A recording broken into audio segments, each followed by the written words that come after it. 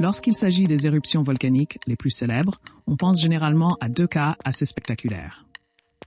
Le Vésuve a rasé Pompéi en l'an 79. Le Krakatoa, quant à lui, a alarmé une partie du monde. En 1883, Pompéi a été recouverte de plus de 6 mètres de cendres volcaniques et inondée par une coulée de boue. Les gens sont morts dans d'atroces souffrances. Frappés par des nuages de gaz chaud atteignant une température de 300 degrés Celsius, les habitants sont morts sur place et n'ont même pas eu le temps d'évacuer. L'explosion s'est produite à midi. La colonne de feu est remplacée par un gigantesque nuage noir qui recouvre le soleil. Des pluies de matière turbulentes ont frappé la ville. L'éruption volcanique a duré 3 jours. Les particules ont atteint l'Afrique, la Syrie, l'Égypte et Rome, couvrant le ciel et bloquant la lumière solaire. Un événement beaucoup mieux documenté est l'explosion du Krakatoa en 1883. Le bruit de l'explosion elle-même pouvait être entendu à une distance de 3200 mètres.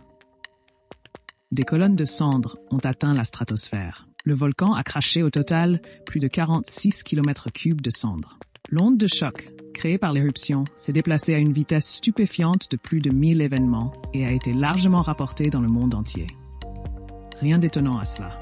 Après tout, il devait s'agir d'une explosion gigantesque, puisque le soleil a brillé en vert dans le monde entier pendant plusieurs heures.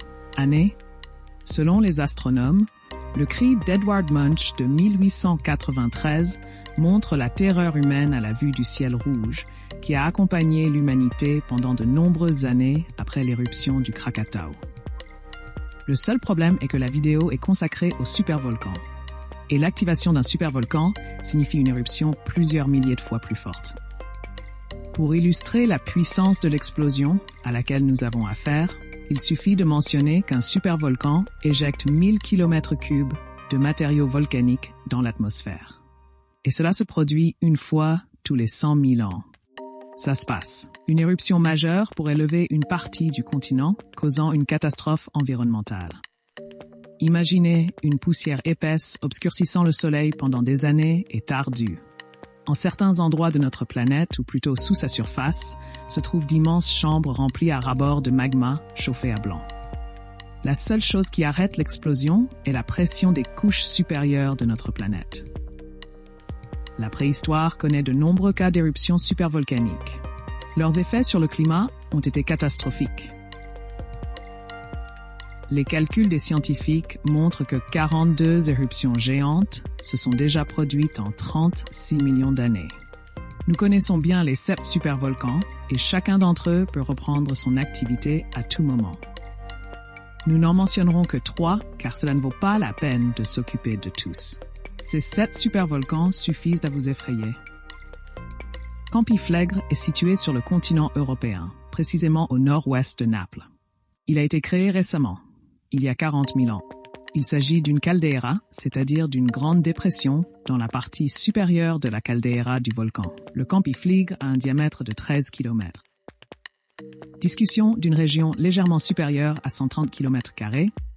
Sous la surface de la caldeira se trouve un lac gargantuesque de magma liquide de la même taille. Des recherches menées en 2016 ont abouti à la conclusion inquiétante qu'au XVIe siècle, le supervolcan a commencé à montrer des signes de vie. Il convient d'ajouter que la région est pleine de cratères, de cônes volcaniques et de sources chaudes. La région subit régulièrement des déformations du sol. Il y a une quarantaine d'années, la zone autour du port de Puzols s'est élevée de 3 mètres. Et ce n'est rien, les forts ont explosé. Il y a des milliers d'années, 300 km3 de cendres et de roches se sont envolés dans le ciel. En outre, un total de 200 km3 de magma a inondé la Terre. Un hiver nucléaire s'est aussi produit. Plus de 3000 milliards de litres de lave ont coulé, libérant d'énormes quantités d'acide sulfurique dans l'air. Il y a des milliers d'années, une explosion a contribué à l'extinction du prédécesseur de l'Homo sapiens, l'Homo néandertal. Et la température sur Terre a baissé de 2 degrés. L'explosion d'aujourd'hui signifie qu'un grand morceau de la chaussure italienne va disparaître. Les scientifiques n'en doutent pas.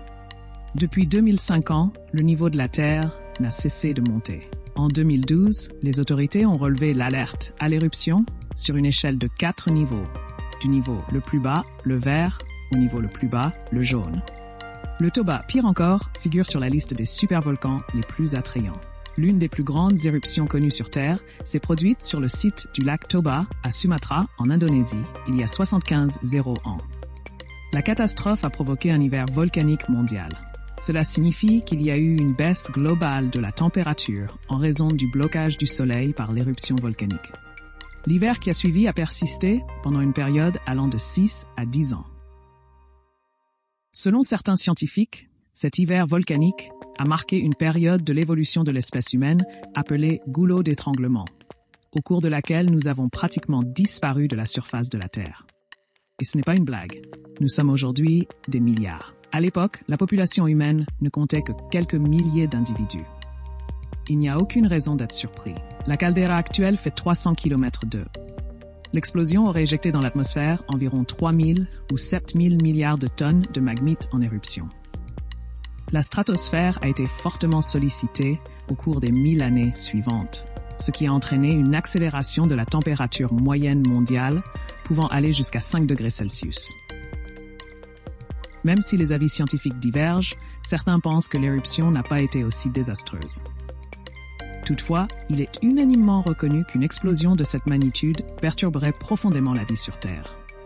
Plusieurs espèces se sont éteintes ou ont vu leur population fortement réduite. La végétation a souffert, entraînant la mort de nombreux animaux par famine. D'autres sont décédés après avoir respiré des cendres volcaniques. D'autres sont morts en mangeant les plantes et les cendres. La diminution de la quantité de végétation a réduit de manière significative le niveau d'humidité, ce qui a eu pour conséquence directe de graves sécheresses, transformant finalement de gigantesques étendues de jungle riches en flore et en faune en super déserts dépourvus de toute vie. Le parc national de Yellowstone s'étend sur près de 9000 hectares et est le plus ancien parc national au monde.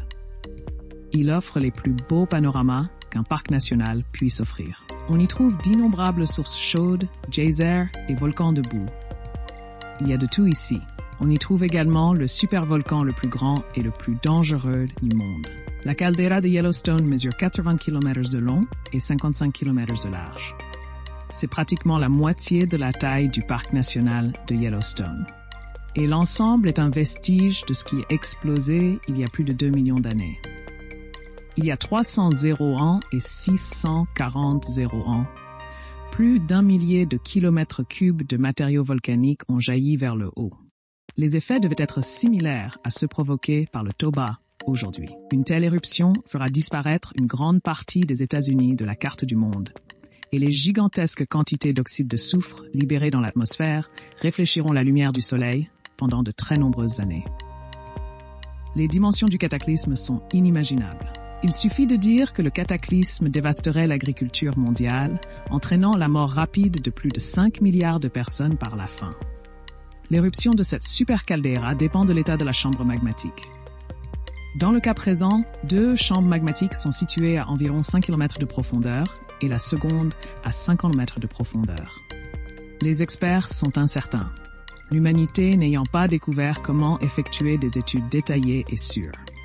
Les résultats de l'étude indiquent donc que la caldeira de Yellowstone pourrait entrer en éruption aujourd'hui ou dans les 100 000 ans à venir. Si des tremblements de terre et des déformations soudaines du sol commencent à se produire dans la région, il nous restera quelques jours ou quelques semaines avant une puissante explosion mortelle. Vous devez répondre à la question de savoir si l'humanité est menacée d'extinction à cause des supervolcans, de préférence dans les commentaires. Merci d'avoir regardé.